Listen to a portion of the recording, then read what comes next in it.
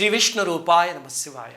మీలో ఎవరైనా చెన్నై హైకోర్టు దగ్గరికి ఎప్పుడైనా వెళ్తే, అంటే భగవంతుడి దయ వల్ల ఎప్పుడు కోర్టులకి వెళ్ళాల్సిన అవసరం రాకూడదు, కానీ చూడటానికి వెళ్తే అక్కడ హైకోర్టు బయట ఒక అద్భుతమైన పెద్ద విగ్రహం ఉంది. ఇదిగో ఈ బొమ్మలో చూపిస్తున్నట్టు చాలా విచిత్రమైన విగ్రహం.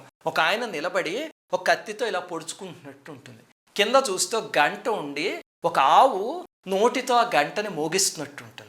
ఇటుపక్క రెండు రథచక్రాలు ఉంటాయి. ఒక చక్రం కింద ఒక పిల్లవాడు నలిగిపోయి ఉంటాడు, ఇంకో చక్రం కింద ఒక దూడ నలిగిపోయి ఉంటుంది. ఏమిటండి ఇదంతాను అని మనకి అనిపిస్తుంది కదా. ఆ విగ్రహం వెనకాల ఒక అపూర్వమైన శివభక్తుడి గాథ ఉంది. అందుకని ఈరోజు వీడియోలో తెలుసుకుందాం. అందరికీ నమస్కారం. మన భారతీయ సనాతన ధర్మం గురించి, ఈ దేశంలోని మహనీయుల గురించి, ఆలయాల రహస్యాల గురించి ఎంతో పరిశోధన చేసి ఈ ఛానల్ని మీకు అందిస్తున్నాం. సబ్స్క్రైబ్ చేసి పక్కనే ఉన్న బెల్ ఐకాన్ని క్లిక్ చేయండి. ఇంతకీ ఏమిటా కథ అంటే, ఆయన చోళరాజు. నేను మీకు ఇంతకుముందు కమలాలయం గురించి చెప్పాను కదా, చాలా అద్భుతమైన శైవక్షేత్రం అని. అక్కడ జరిగిన సంఘటన అన్నమాట ఇది. ఆ రాజు ఆ ప్రాంతాన్ని పరిపాలించేవాడు. ఒకసారి ఏమైంది, ఆ రాజు కుమారుడు ఉన్నాడు, అతను కూడా మంచివాడేను, కానీ ఒకసారి మదం ఎక్కిపోయి స్నేహితులతో కలిసి రథం నడుపుతూ ఉంటే పొరపాటున ఒక దూడ రథం కింద పడి నలిగిపోయింది. అతనేం చేశాడు, ఆ మదంలో చూసుకోకుండా పైకి ఎక్కిచ్చేసాక ఆగకుండా వెళ్ళిపోయేసరికి పాప ఆవు మొత్తేసుకుంది. అక్కడ దూడని వాసన చూసింది, నాకింది, పాప రక్తసిక్తం అయిపోయి చనిపోయింది. చివరికి ఏం చేసింది, ఆ ఆవు రాజాస్థానానికి వెళ్ళింది. అక్కడ ఒక ధర్మగంట ఉండి దానికి ఒక తాడు కట్టింది అనమాట. అంతా ఆ తాడుని పట్టుకుని ఆ గంటని మోగించింది. ఏమిటంటే ఆవల మోగించేయగలదా, ఇదేదో దేవర్స్ ఫిలిమ్స్ వాళ్ళ సినిమాలో ఉంది అనుకోకండి. ఆ ఆవల ఎందుకు మోగించగలిగిందో మీకు తర్వాత తెలుస్తుంది. అప్పుడే మహారాజు బయటకు వచ్చి ఏమిటి ఆవేమిటి, దీని ఒంటి నిండా రక్తం ఏమిటి, గంట ఏమిటి, ఏం జరిగింది అంటే ఎవరో తెలియదు అన్నారు. సరే అని చెప్పి ఆవుని వెంబడించి వెళ్తే అక్కడికి తీసుకువెళ్ళింది, ఆ దూడ చనిపోయిన ప్రదేశానికి. అది చూసి ఆశ్చర్యపోయి ఏమిటి జరిగింది, అసలు ఈ దూడ ఎలా చనిపోయింది, ఎందుకు అది రోధిస్తోంది అని అడిగితే అప్పుడు ఆ చుట్టుపక్కల వాళ్ళు ఒకడు రథంతో మీద ఎక్కిచ్చేస్తే పాపం చనిపోయింది ఆ దూడ అని.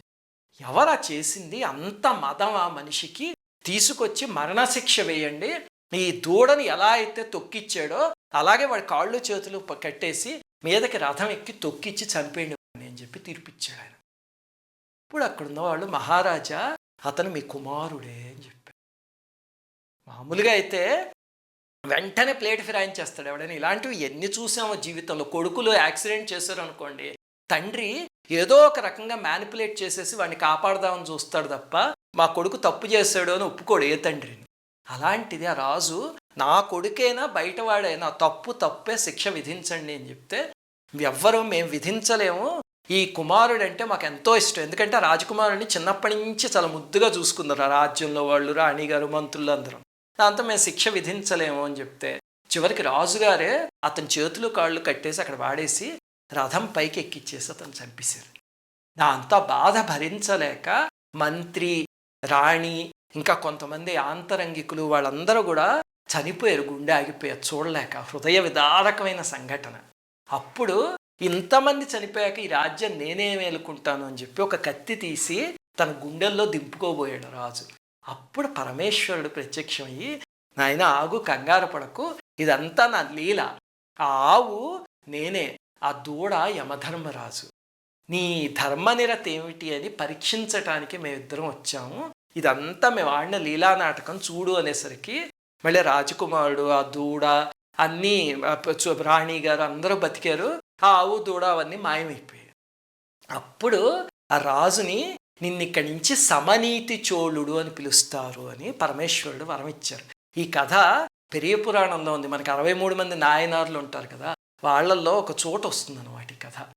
ఆ రాజు విగ్రహాన్నే తీసుకొచ్చి చెన్నై హైకోర్టు దగ్గర పెట్టారు. అది చాలా సంతోషకరమైన విషయం. ఎందుకంటే మనం సామాన్యంగా సెక్యులరిజం అని చెప్పి ఇలాంటి పురాణాలకు సంబంధించినవి ఎక్కడ పెట్టం, ఇలాంటి కోర్టుల దగ్గర అక్కడ. కానీ చాలా సంతోషకరమైన విషయం ఏమిటంటే చెన్నైలో పెట్టారు.